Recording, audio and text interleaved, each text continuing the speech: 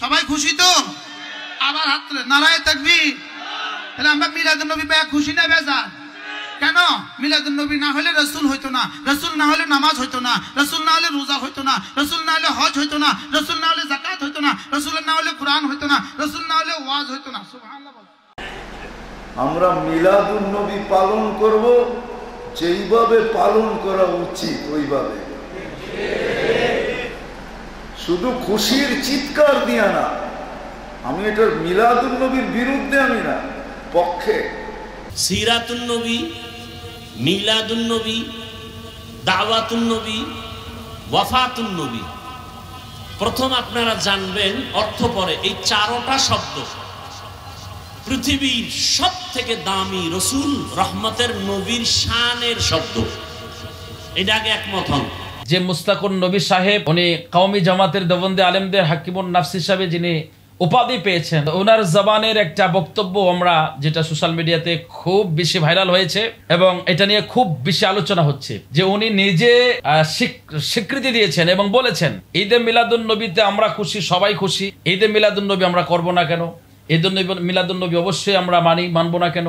তাহলে এগুলো মানলে তো আপনাদের সাথে আমাদের আর কোনো ঝগড়া হওয়ার কোনো রিজনই নাই, কোনো রাস্তাই নাই। আপনাদের সাথে আমরা কেন ঝগড়া করব? ঈদে মিলাদুন নবী অবশ্যই মানার দরকার, মানতে হবে। আপনার কথাটাকে আমরা সাপোর্ট করলাম, সম্মান করলাম, আপনাকেও সম্মান জানাই। ঈদে মিলাদুন নবীর অসংখ্য দলিল হাকিমুন নাফস মুস্তাকুন নবী সাহেব তিনি যেভাবে ঈদে মিলাদুন নবী সাল্লাল্লাহু আলাইহি সাল্লামের কথা বললেন, এতে আমরা দারুণ খুশি। এবং শুধু এটা ইনার কথা না, ঈদে মিলাদুন নবী সাল্লাল্লাহু আলাইহি সাল্লাম এটা যে হুজুর পাক সাল্লাল্লাহু আলাইহি সাল্লাম পালন করেছেন, এটার কিছু দলিল আমি আপনাদের সামনে তুলে ধরবো। হতে পারে দলিলটা শুনে আপনি বলতে পারেন অন্যরকম ভাবে, আপনারা মিসগাইড করার জন্য মানুষদেরকে বিভিন্ন ভাবে আপনারা বলতে পারেন, কিন্তু আমি আপনাদেরকে একটু খোলাসা ভাবে কথাটা না বললে আপনারা পরিষ্কার বুঝবেন না।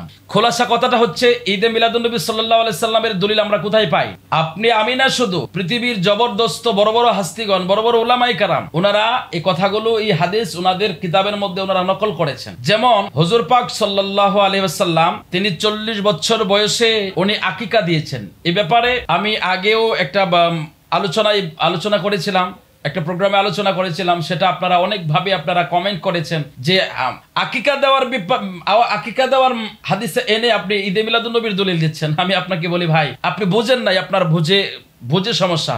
আমি আপনাদেরকে বোঝানোর চেষ্টা করছি, আপনাকে একটু বুঝ দেওয়ার চেষ্টা করছি, আপনি একটু ভালো করে শুনেন। আকিকা দেওয়ার যে বিষয়টা, আকিকা দেওয়ার যে আনন্দটা, হুজুর পাক সাল্লাল্লাহু আলাইহি সাল্লাম বকরি জবাই করে উনি ওই দিন আকিকা দিয়েছেন এবং সাহাবায়ে কেরামকে লঙ্গরখানার মধ্যে দাওয়াত করে সবাইকে খাওয়াইছেন। এখন আমি আপনাদের কাছে বলতে চাই, আকিকার দাওয়াত বা অনুষ্ঠান, এটা কিসের অনুষ্ঠান? আপনারা দেখবেন যখন বিবাহের অনুষ্ঠান, যেটা ওলিমা, দাওয়াত করে লঙ্গরখানার মধ্যে সবাইকে খাওয়ানো হয়, দাওয়াত করে মানুষদেরকে আপ্যায়ন করা হয়, এই যে আনন্দ অনুষ্ঠানটা, এটা কিসের অনুষ্ঠান?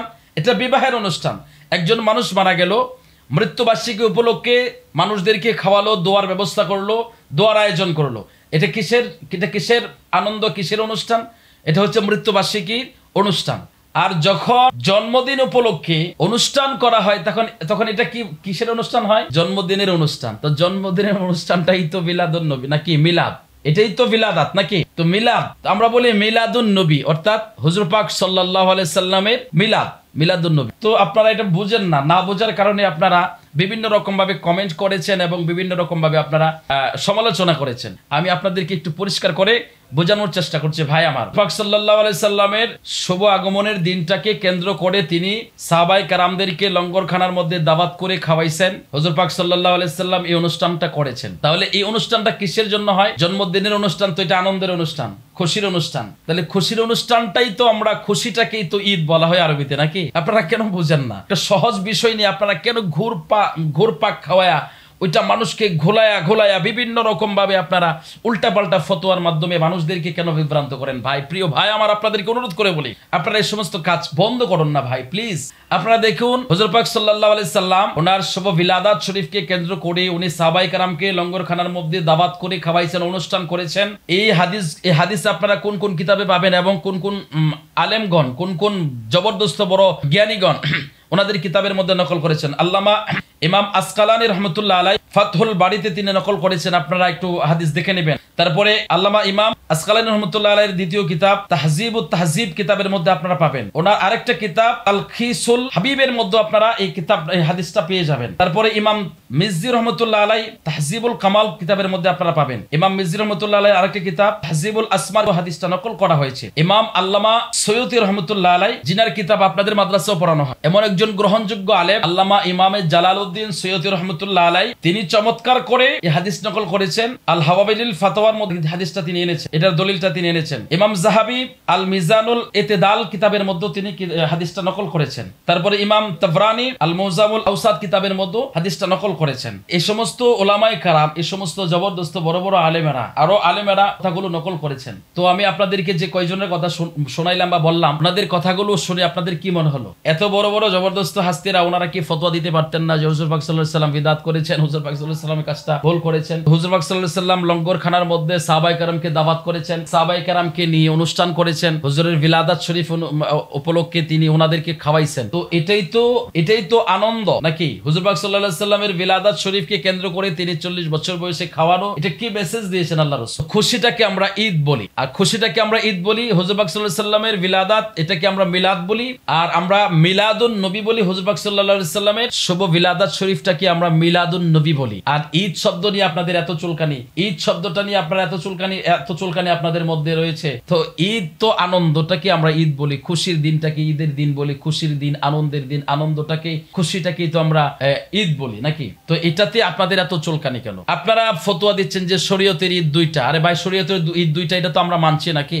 আমরা তো এটা ইনকার করছি না, ডিনাই করছি না যে শরীয়তের ঈদ আমরা এটা পালন করতেছি না, এমন তো না। শরীয়তের ঈদ তো আমরা মানি দুইটা। এছাড়া আপনি যে জুমার দিনকে ঈদের দিন বলা হয়েছে, এটাকে আপনি মানেন না?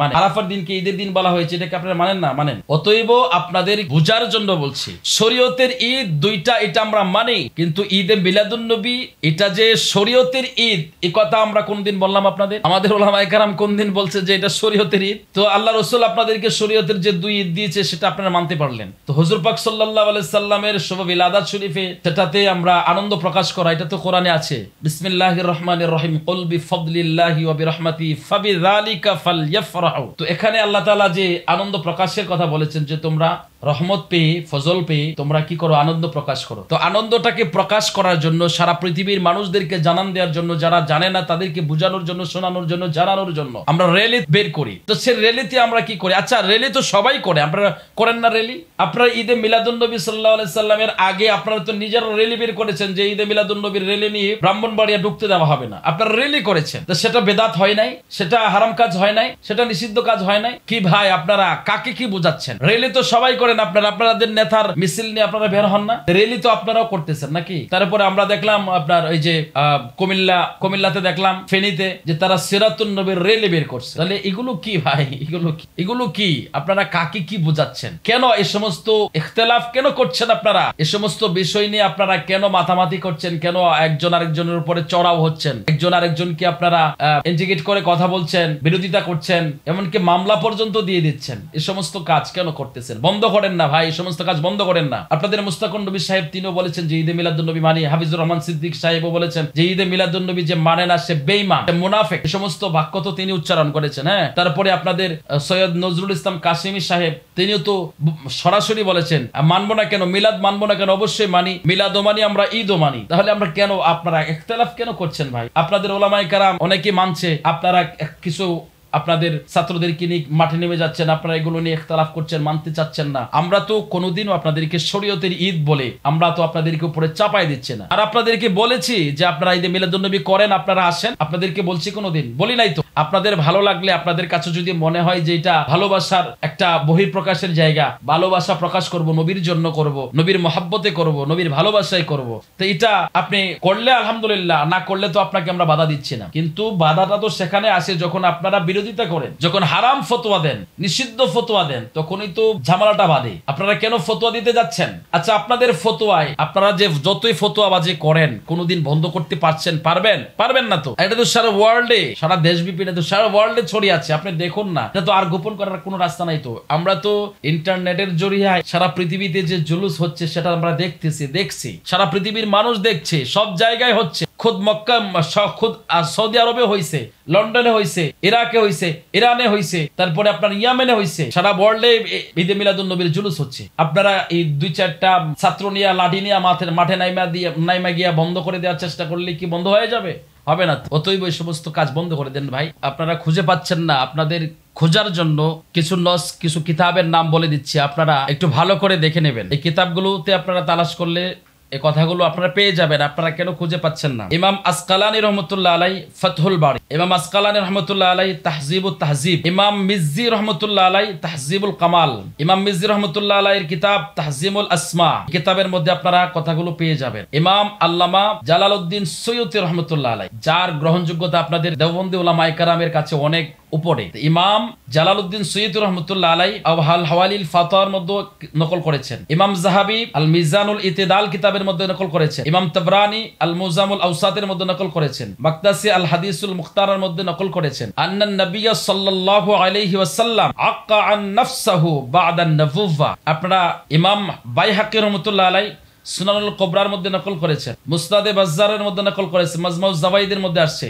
ইমাম হাইসামি এই কথাগুলো বর্ণনা করেছেন, এই হাদিস বর্ণনা করেছেন। তো এই সমস্ত দলিলগুলো আপনারা খুঁজে পাচ্ছেন না।